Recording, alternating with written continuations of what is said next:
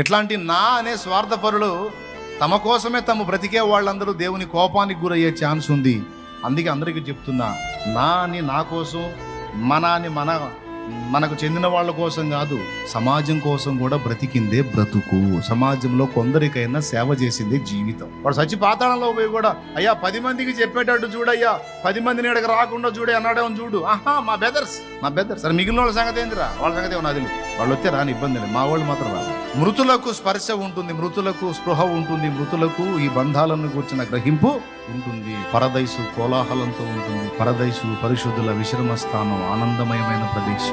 పరదైసుకి ఎవరు వెళ్తారు? ప్రస్తుతం దేవుని యందు విశ్వాసం ఉంచి విధేయత చూపి రక్షణానుభవంలోనికి వచ్చినటువంటి వ్యక్తులు పరదైసు మహిమ. పాతాళానికి ఎవరు వెళ్తారు? దేవుని వాక్యానికి చెవినియక తిరస్కరించి తెలిసి త్రోసివేసినటువంటి మూర్ఖులు, గర్వంతులు, అహంభావులో లెక్కలేని వారు వెళ్తారు పాతాళాగ్నికి.